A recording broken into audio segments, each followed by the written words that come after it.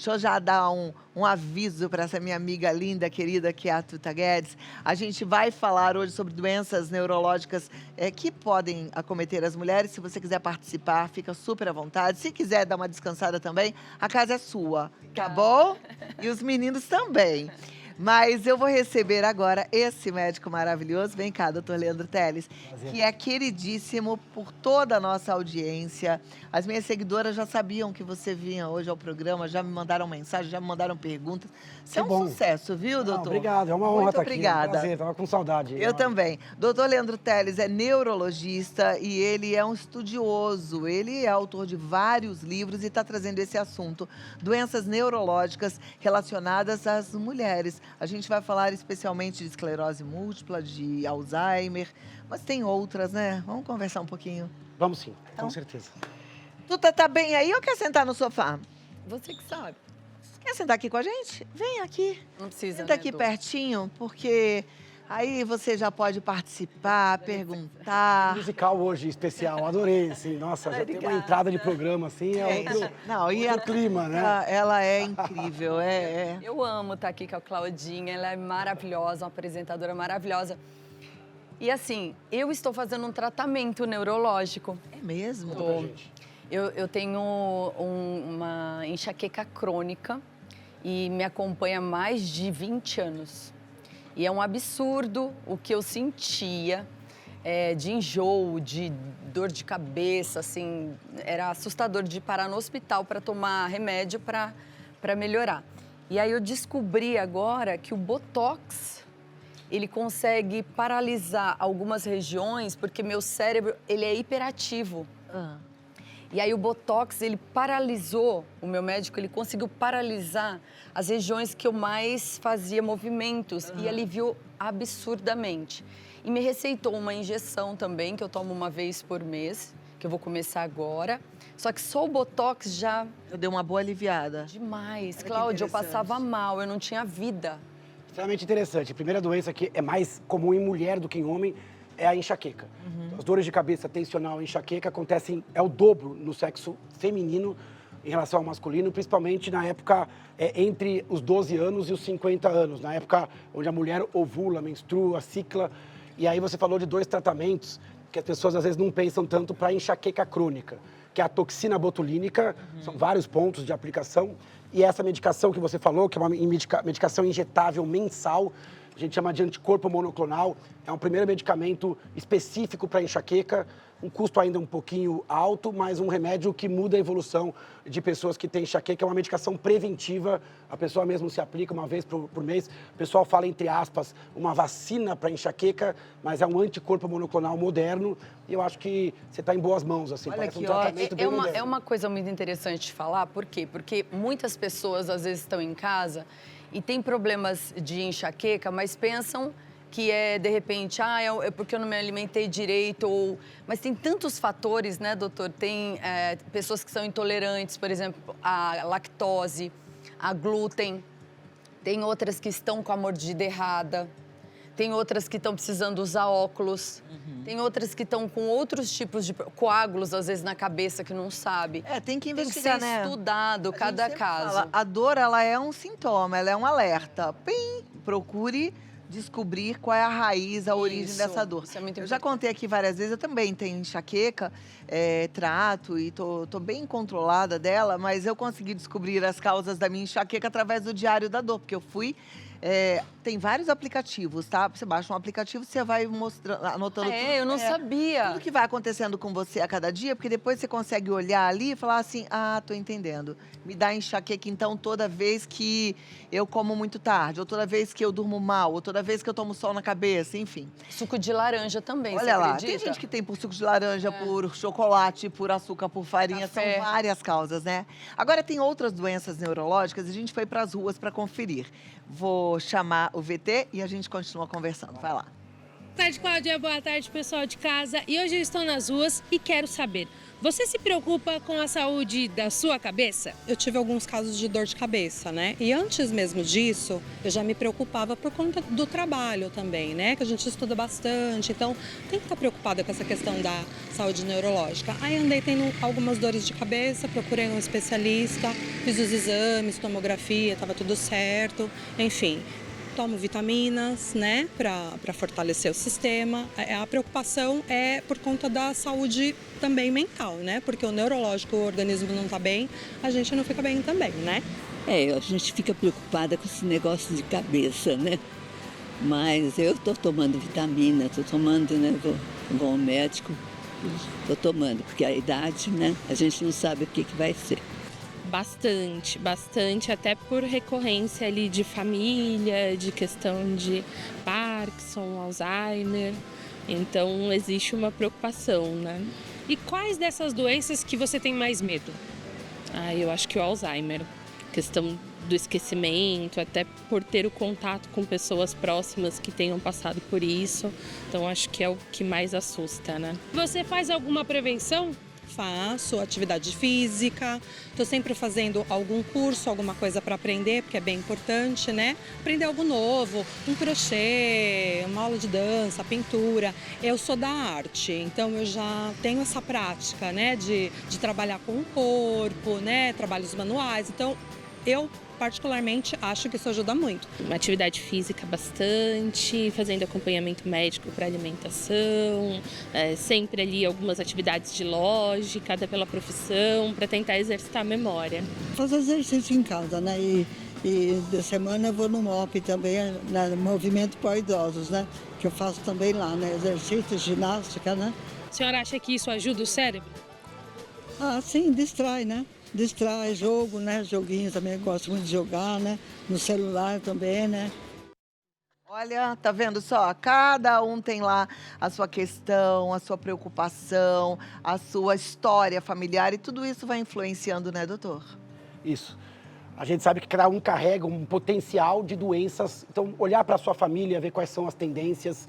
E hoje em dia é muito importante olhar para o cérebro, tanto para doenças neurológicas, como a gente falou, enxaqueca, esclerose múltipla, demência, tipo Alzheimer, mas também olhar para o cérebro na questão de saúde mental. Então, depressão, ansiedade, distúrbios de sono, bipolaridade, transtorno de personalidade.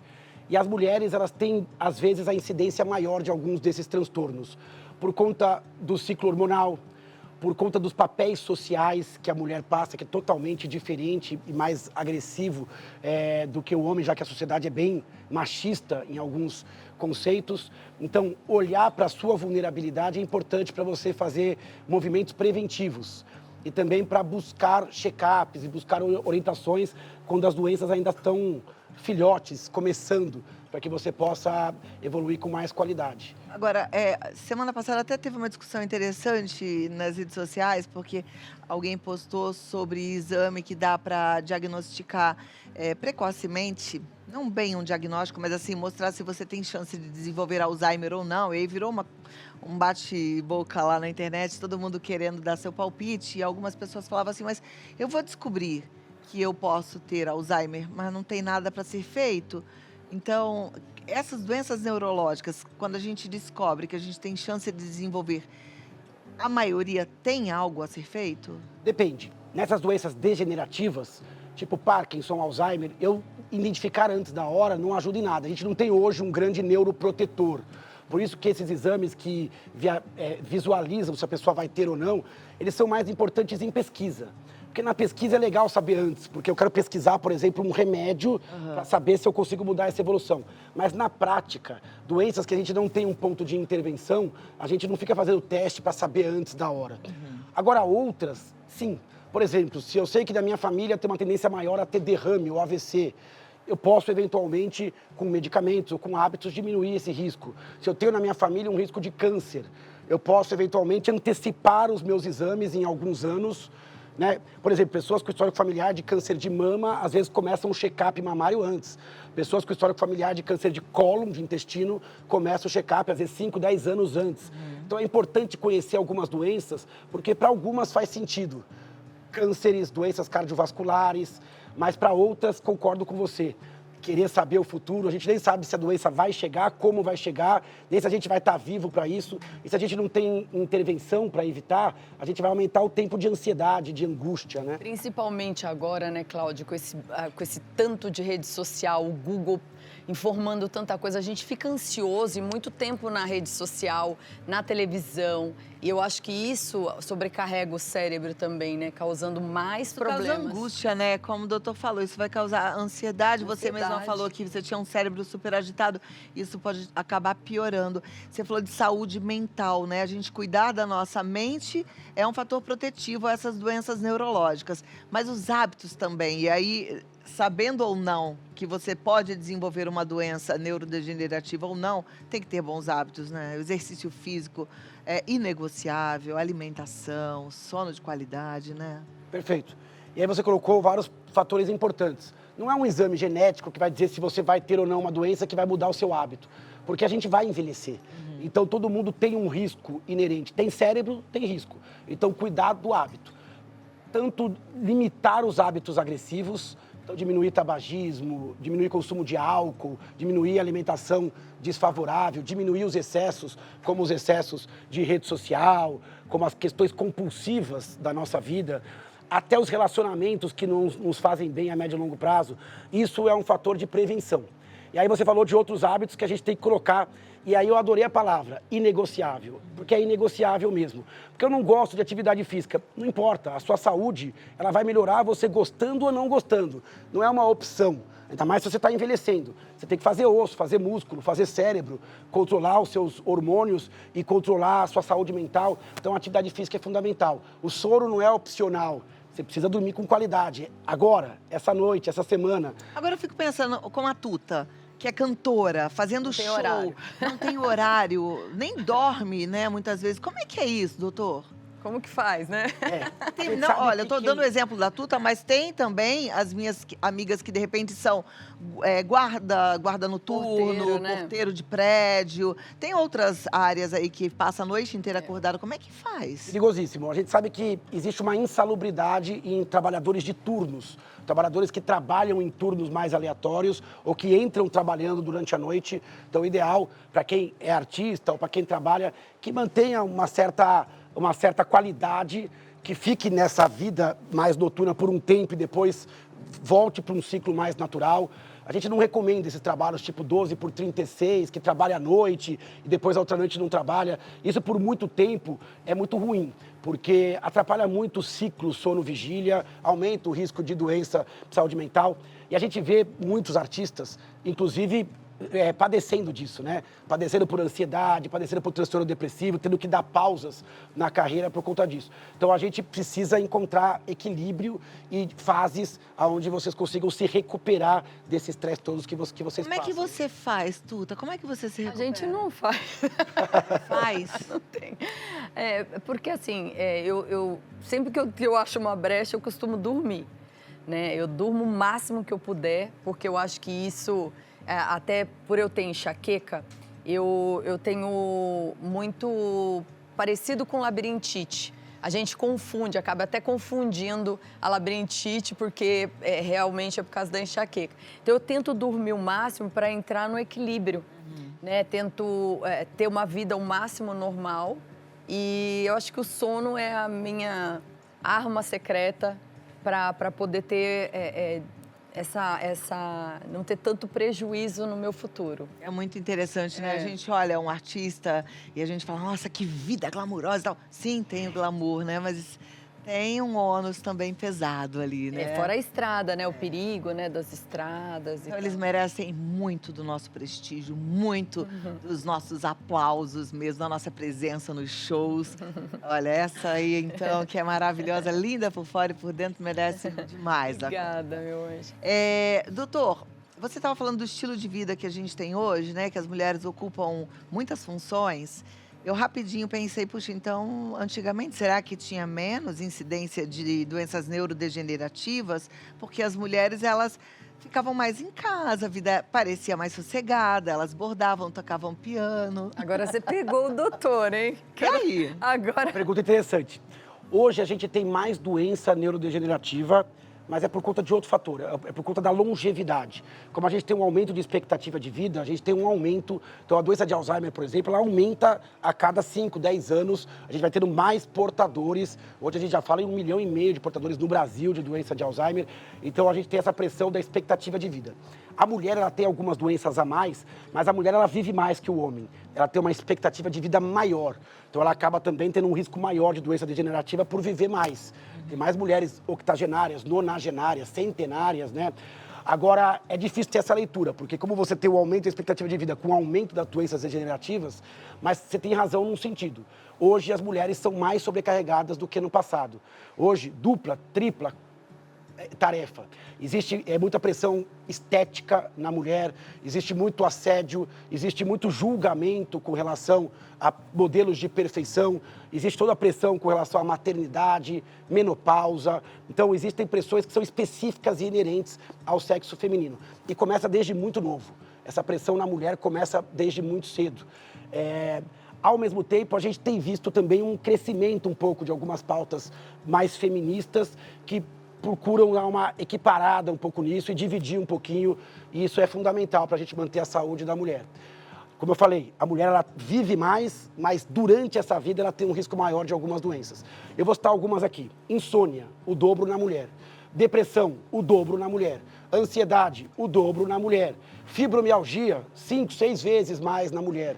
Hipotireoidismo, doenças autoimunes de modo geral. Então, perceba que a mulher tem um risco de doenças durante a vida, além dos sintomas associados à menopausa, que é bem característico também do sexo feminino, nessa perimenopausa, sintomas que para o homem, na andropausa, são mais lascada, leves. viu, Cláudio? Não, acho que não vamos pensar assim. Mas eu acho que a gente precisa ser cada vez mais consciente da necessidade de união e de amor entre nós, mulheres, né? Quando você falou que as pressões, hoje em dia a pressão estética, eu me lembrei eu conheço muitas crianças, né, por conta do meu neto, então brinco muito. E aí estava outro dia na feira do meu condomínio e uma menina linda, de 8 anos, mas já sofrendo porque ela estava se achando gorda e ela queria um pastel e ela, é só hoje, amanhã eu volto. E eu fiquei pensando, falei, meu Deus, que judiação, porque ela só tem 8 anos, né? Então, mas muito porque a gente se cobre, porque a gente ainda compete como se a gente estivesse lá no livro da Cinderela. Deveríamos queimar esses livros. Porque é muita competição desde sempre, sabe? Que inferno, E a né? rede social hoje, ela mostra só os pontos positivos, né? A maioria das vezes. Então, a gente olha, eu tô num castelo, agora a pessoa tá dentro de uma Ferrari, tá dentro de não sei o quê. Então, vai criando situações para as pessoas que, às vezes, elas não têm condições de chegar naquilo. Aí, cria aquela ansiedade de ter algo, né? Por isso que todo mundo fica na rede social, porque fica vendo a felicidade dos É o outros. superego ali, falando alto. É se tudo que eu esquece. queria ser, mas não sou. Eu não sei se vocês já notaram, mas eu antigamente postava muitos vídeos. Eu tô com um bloqueio criativo, porque eu fico pensando, não quero ir para a internet para falar, assim, não quero falar nada. Eu tô meio nesse momento, porque eu tenho visto tanta desinformação, tantos absurdos, tanta gente querendo like. Eu não quero, eu quero só ter gente comigo, se for para eu acrescentar, de fato, na vida de quem me segue, me acompanha, mas com uma vida mais leve. E sabe que eu dei esse exemplo, eu falei de você artista, que a gente não vê o ônus, né? A gente só vê o glamour. Eu fiquei muito impactada, não sei se vocês já assistiram o documentário da Luísa Sonza, não a conheço pessoalmente, não, nada contra, nada a favor. Eu simplesmente tenho hoje uma compaixão por essa menina, assim, depois que eu vi o documentário, porque Eu não assisti eu fiquei impressionada, porque ela é muito nova, tem 20 e pouquinhos anos, mas é tanto peso, é tanta carga, é tanto... Gente, Cobrança não muito dorme, grande. é um show atrás do outro, para conseguir dormir, porque tem que recuperar a voz, precisa tomar um remédio, outro para acordar. Não é brincadeira, sabe? E a internet hoje, ela é uma terra de ninguém. As pessoas, elas, às vezes você comenta uma coisa ou você sai em algum... Igual eu saí numa matéria, tipo assim, Tuta Guedes, ela voltou. Aí começa assim, a tantos julgamentos desnecessários, sem olhar a história da pessoa. É horrível o que nós, artistas, muitas das vezes somos massacrados. Sim, mas aí, ao mesmo tempo, o artista mostra o seu lado artista, né? É um recorte. Aí as que não são olham e se sentem tão pequenas, porque gostaria de ser como ela. Mas todas nós temos nossos desafios, todas nós, não se engane. Agora, todas nós precisamos de união e de assunto como esse que a gente está trazendo aqui. Isso. A gente olhar pra gente com mais respeito, mais amor, né, doutor? Com certeza. E achei legal o que vocês falaram. E o que você falou é muito importante. Quer dizer, a gente precisa cuidar da nossa saúde, mas a gente também tem que cuidar da saúde do outro, né? Quando a gente diminui esse padrão de expectativa, de cobrança, ou quando a gente faz das nossas redes um lugar melhor, quando a gente não se torna o hater que faz mal, a gente acaba gerando mais saúde coletiva. E a gente precisa mudar, porque realmente hoje a internet é um lugar de adoecimento, de haters, de cyberbullying, começa muito cedo, de exposição a hiperperfeições, a filtros. Eu já vi pessoas se matando por conta de hater na internet. Então é Eu muito recebi grave. pai de uma Julgamentos, menina que recortes. se matou num colégio de alto nível, que veio aqui conversar com a gente, de partir o coração. Por isso que esse mundo de hiperjulgamento, onde tudo é julgamento, faz com que a gente, obviamente, não se aceite. A autoestima fica baixa e isso acaba abrindo espaço para várias doenças em saúde mental. Abuso de substâncias, pensamentos de morte, depressão e ansiedade. Por isso que hoje os números são alarmantes em termos de saúde pública. 1/3 das pessoas hoje tem diagnóstico em saúde mental. 10% da população tem depressão, 10% tem transtorno de ansiedade. A gente está falando de níveis muito elevados. Não dá para você buscar uma causa individual. É óbvio que a causa é populacional. É o tipo de sociedade que a gente está fomentando, alimentando e criando. Isso vai ser algo insustentável. Hoje muita gente vive à base de medicamentos, não tem como viver num mundo de cara limpa porque está doente. No meu caso, né, com a enxaqueca, o que o médico falou? Olha, você está muito ansiosa. Vou ter que te dar um antidepressivo, ansiolítico, eu esqueço o nome da palavra certa. Aí eu falei assim, gente, eu não nasci tomando esse tipo de remédio. Eu preciso ir em busca realmente do que é o meu problema. Então, o problema está dentro de mim.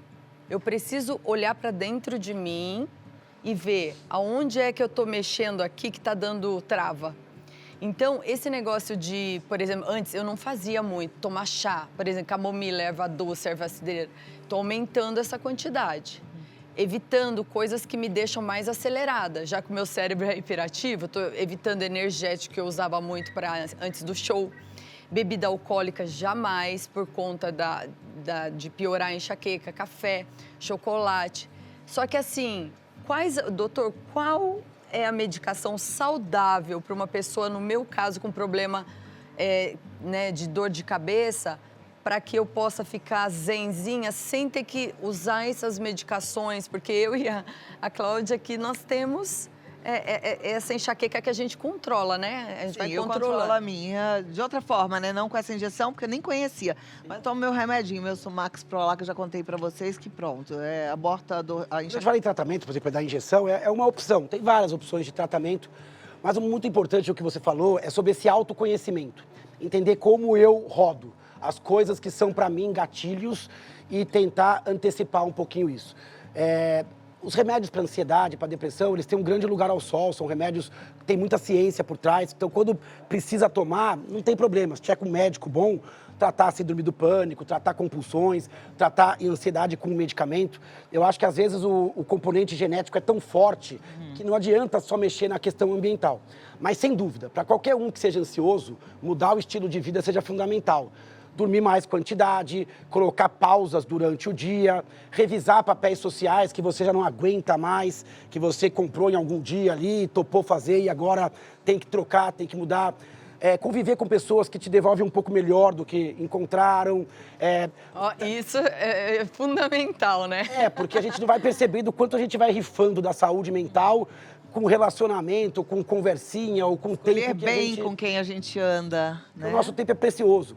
E o tempo de assistir um bom programa, de ler um bom livro, de rezar dentro da sua espiritualidade. Quer dizer, essas pausas e essas coisas que nos recuperam para que a gente não fique só entregando, porque isso é muito comum na vida adulta. A gente abdicar de um monte de coisa que a gente gosta e passar a ser um resolutor de problemas e acabar não se recuperando. Igual alguém que produz muito lixo e não recicla ou não renova. Então a gente tem que renovar de um dia para o outro. Então a gente tem que fazer força, porque isso custa tempo, às vezes custa dinheiro, custa dizer alguns nãos, custa delegar algumas coisas, custa não ser quem o outro quer que você seja, e sim buscar a sua essência. Então você vai ter que buscar aquilo que te recupera, que é só seu, que é caro para você. E aí pode ser o seu chá, pode ser a sua meditação, pode ser a sua música, pode ser os seus vídeos. Agora, se você entrar na dança da velocidade, você vai dançar, porque o mundo está muito, muito acelerado. E aí, lembra da palavra do dia de hoje, que é amar a Deus sobre todas as coisas, amar a si, né, para poder amar o outro, amar ao próximo como você se ama, tem que se amar, porque senão a gente não ama ninguém. E se amar significa dar essa olhadinha pra gente. Eu falei que eu fui hoje, minha mãe que me mandou no WhatsApp, um médico dizendo que a gente aumenta muito o fluxo sanguíneo do córtex pré-frontal quando a gente ora, quando a gente reza, que dá pra ver isso em imagens, né? Eu achei tão interessante. Legal. Que essa parte da espiritualidade, ela faz muita diferença, né? É muito importante. Então é muito importante que você encontre o equilíbrio e que você se comunique de alguma forma. E esses estudos são estudos reais. A gente sabe que a fé, ela tem um poder de mais resistência com relação ao sofrimento humano e às doenças. E que o cérebro, ele se altera quando você se comunica ou se conecta com algo que te faz sentido. Então, independente de religião ou da forma que isso te faça mais sentido numa fase da vida ou outra, esta conexão e essa comunicação, ela parece estar associada com mais resultados, com melhores resultados mentais para hoje e de saúde a médio e longo prazo. Muito legal isso. Perfeito. Olha, eu quero saber da sua opinião, a sua pergunta, qual é a dúvida que você tem. Estamos falando aqui da saúde da mulher, das várias doenças neurológicas que podem acometer todas nós, mulheres. Então, se você tem alguma dúvida, se você quer participar do programa através do Vida Melhor Oficial, manda lá sua pergunta, Vida Melhor Oficial. Estou conversando com o Dr. Leandro Teles e com essa cantora maravilhosa, Tuta Guedes. Dr. Leandro Teles, neurologista, Tuta Guedes, cantora, e você participando do programa através das suas perguntas. Vou pedir para a produção já liberar aqui no visual. Primeira pergunta é da Rosana Oliveira e ela diz assim: boa tarde, fui diagnosticada com esclerose múltipla há 16 anos. Doutor Leandro já me atendeu. Qual o tratamento mais eficaz hoje? Obrigada. Esclerose múltipla é uma doença neurológica, autoimune, realmente é mais comum em mulheres do que em homens. 3, 4 mulheres para cada homem.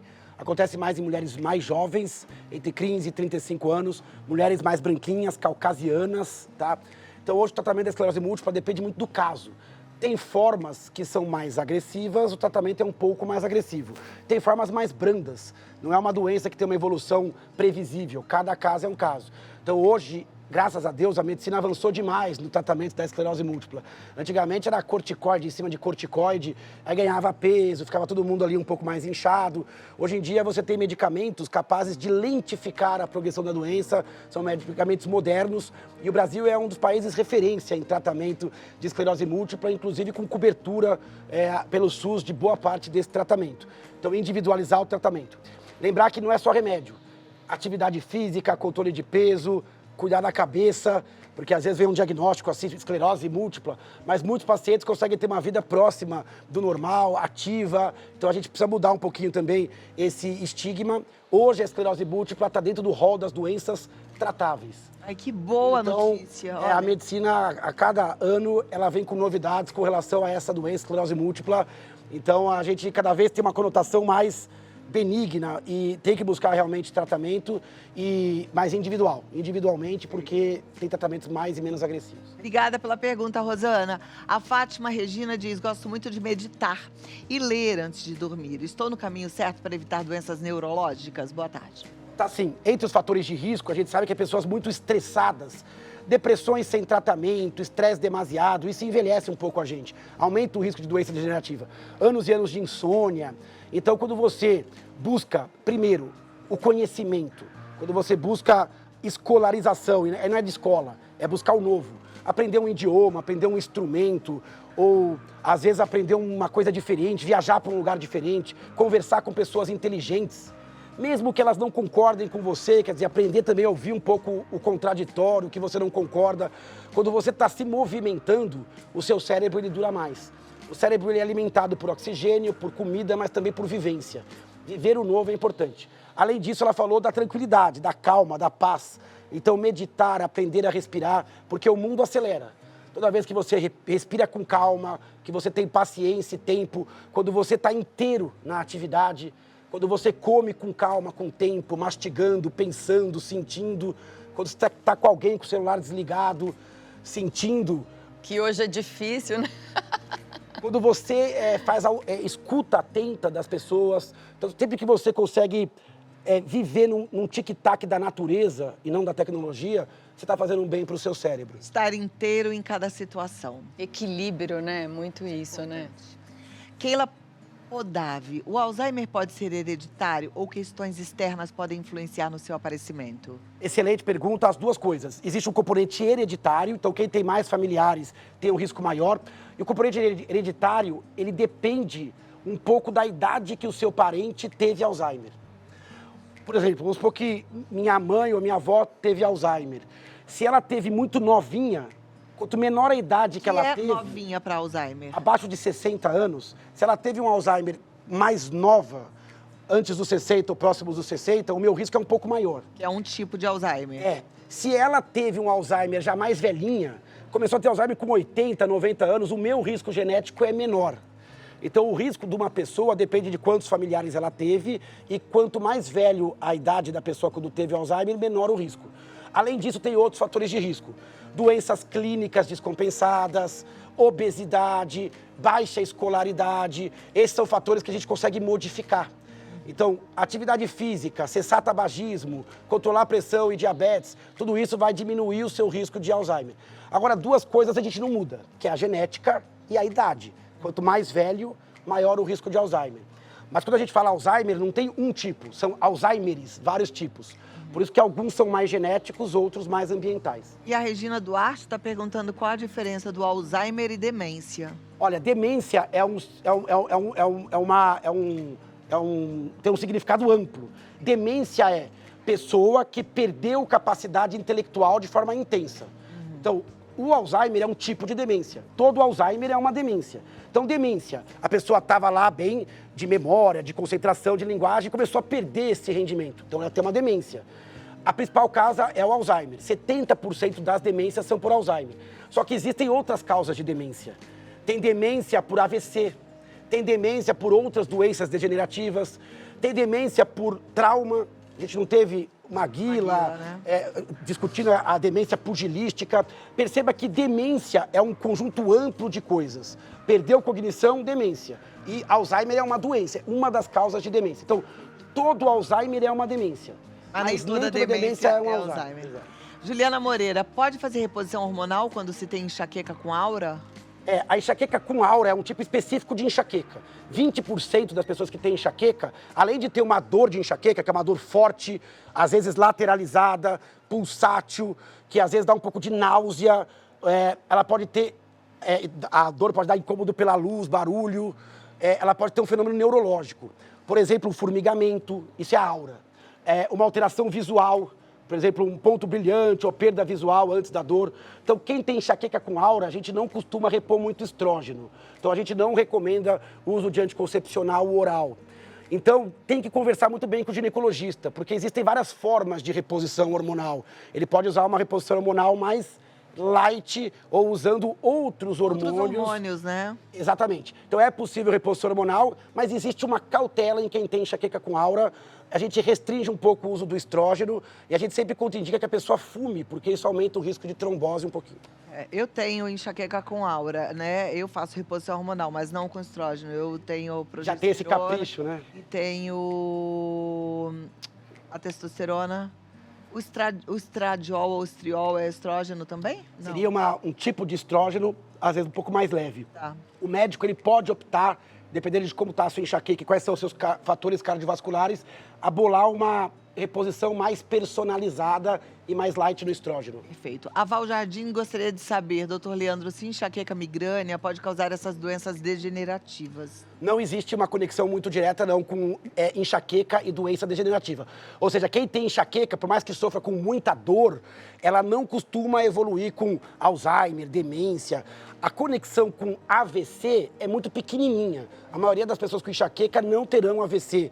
O vínculo é muito pequeno. Seria só para quem está em enxaqueca com aura, com auras muito violentas, e quando a pessoa também usa anticoncepcional ou fuma, tem outros fatores, é uma relação muito pequena. De modo geral, a enxaqueca não se relaciona a doenças degenerativas, não. O César Rogério, ele diz assim, quais as novidades em tratamento de Alzheimer? E por que o Alzheimer está vindo cada vez mais cedo? Minha esposa tem desde os 49 anos e hoje tem 55. Então, a maioria dos Alzheimers acontece depois dos 60 anos. É uma doença que é comum a partir dali. Aos 60 anos, a gente tem cerca de 1 a 3% das pessoas com doença de Alzheimer. O nosso risco, ele dobra a cada 5 anos a partir dos 65 anos. Então, aos 65, nosso risco é X, aos 70 já é 2X, aos 75, então quanto mais velho, maior o risco. Mas 5% dos Alzheimers acontecem antes dos 60 anos. A gente chama de Alzheimer pré-senil, que acontece antes. E ele não tem acontecido mais. É uma impressão. Ele sempre aconteceu, são Alzheimers mais genéticos. Não sei se vocês assistiram aquele filme Pra Sempre Alice, que é um livro da Julianne Moore, deu até o Oscar para Julianne Moore. Ela tem uma forma pré-senil, uma professora universitária que tem uma forma genética de Alzheimer que acontece ali em torno dos 50 e poucos anos. Então não tem aumentado essa causuística, mas a gente tem feito um pouco mais de diagnóstico pré-senil por conta de tecnologia, de conhecimento. Então isso não tem aumentado. A gente está aumentando muito o pós-senil, porque as pessoas têm vivido mais. Como a gente tem tratado mais doença cardiológica, oncológica, as pessoas vivem mais e acabam tendo maior risco de doença degenerativa por estarem mais velhas. Legal. Boa sorte aí, César, né? Tem que se cuidar também, porque o cuidador sempre precisa de cuidado, né? E às vezes ele se negligencia e é um risco também, né? Fundamental a colocação. A gente fala do estresse do cuidador, a doença do cuidador. Precisa se cuidar muito, tem que ter uma boa cabeça. Cristina Oliveira, os calorões da menopausa podem interferir nos neurônios? Não. Aliás, os calorões são os sintomas mais frequentes da perimenopausa. Algumas mulheres não têm, mas muitas têm. Fogachos ou aquele vermelhidão que acontece nessa região do tórax, sobe pelo rosto. Então, sudorese, calorões, isso pode ser desbalanço hormonal. A mulher brasileira entra na menopausa em torno dos 50 anos, mas pode acontecer antes disso. Tem menopausa até antes dos 40 anos. Quando a mulher tira os ovários por algum motivo cirúrgico, também pode ter. Esses calores, eles incomodam bastante. Tem tratamento para isso, com reposição hormonal para quem pode. E quem não pode reposição hormonal, existem outros tratamentos para esses calorões para diminuir. Mas eles não fazem mal nenhum aos neurônios. A Nina Maciel pergunta, a gente já respondeu igual, Nina, se quem tem enxaqueca tem risco de doença neurológica. De modo geral, não. Como eu falei, alguns tipos específicos de enxaqueca podem aumentar ligeiramente o risco de AVC em alguns contextos. Mas, de modo geral, a enxaqueca é uma doença que não se associa tanto a outras doenças neurológicas mais graves. A Vera Freitas, quem já teve ataque epilético terá de tomar remédio para sempre? Não. A epilepsia é um conjunto de doenças, vai depender da forma. Algumas epilepsias são epilepsias crônicas e a pessoa sim precisará usar remédio por resto da vida. Então, uma epilepsia genética que não melhora com a idade, ou uma epilepsia por uma lesão. Então, algumas epilepsias o paciente vai tomar remédio o resto da vida. Agora, outras não. Tem pacientes que têm epilepsias que são restritas à infância. Aí cresce e não tem mais, aí pode parar o remédio. Ou você operou aquela lesão por algum motivo, não tem mais o foco. Então, paciente com 2, 3 anos sem crise, com aval do médico, alguns pacientes se livram do remédio. Mas muitos acabam tomando o remédio pelo resto da vida porque tem uma expressão de um tipo de epilepsia mais crônica. A Ana Colassino, ela diz assim, boa tarde, minha filha tem enxaqueca e para acabar com a dor tomava Tramal, Profenid na veia e Sumax Pro também. Mas teve um AVCI com 26 anos e hoje não pode mais tomar Sumax, que é o único que tira a dor. O que fazer? Nossa. Ali é um caso todo específico, né? Ela melhorava com Tramadol e o Sumax, é uma marca, né, da Libs. Ele é o sumatriptano, é uma família de medicamentos. Tem que conversar muito bem com o médico assistente dela para ver qual é a restrição e se tem dentro dos halls dos outros analgésicos opção. não é a opção deixá-la com dor, né? Então a gente tem hoje uma tecnologia, uma capacidade, e talvez para ela, se não pode tomar o remédio na hora da dor, ela vai ter que investir mais nesses remédios que previnem a dor.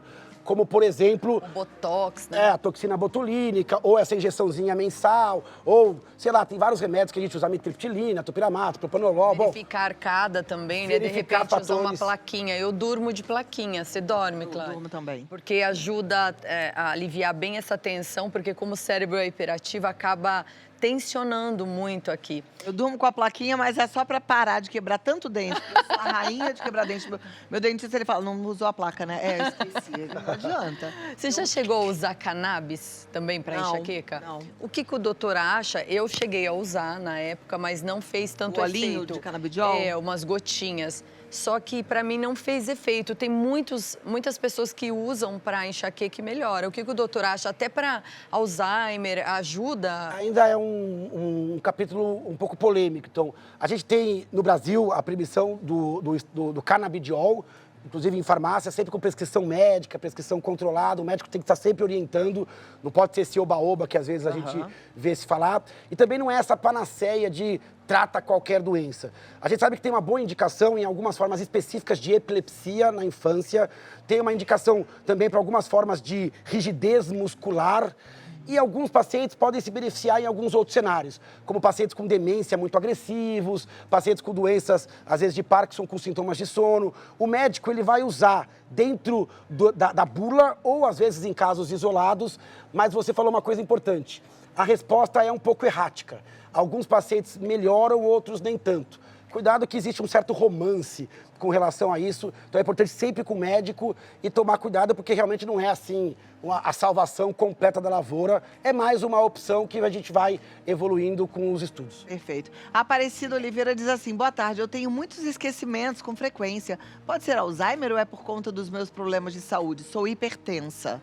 É muito comum queixa de esquecimento, tá? A população adulta, 30% tem queixa de que está muito esquecido, que está desatento. Na dúvida, se você tem uma demência ou não, se é um Alzheimer ou não, é bom procurar um médico. Porque o médico ele vai conversar muito bem com você e ele tem capacidade de fazer testes para saber se aquela oscilação é uma oscilação normal ou se é uma doença tipo demencial.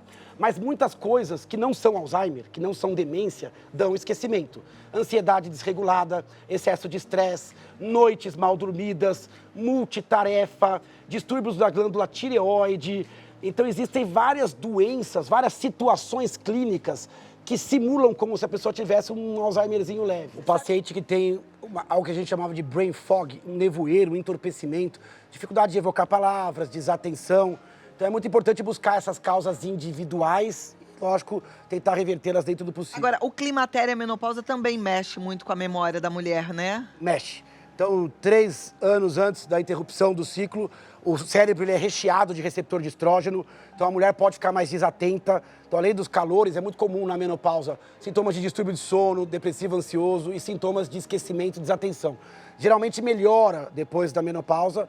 Algumas a gente tem que, a gente precisa remediar, precisa auxiliar de uma forma um pouco mais incisiva. E olha, falando de auxílio, esse médico, você já entendeu que é maravilhoso. É maravilhoso mesmo, Ele é hein, Cláudia? incrível. Parabéns. Ele é uma enciclopédia. Parabéns, viu? Eu gostei muito Obrigado. É muito desse bom. autoconhecimento. É muito jóia. Ó, doutor Leandro Teles está lá no Instagram como Leandro Teles. Ele é neurologista, Leandro Teles. Facebook Neurologista Leandro Teles.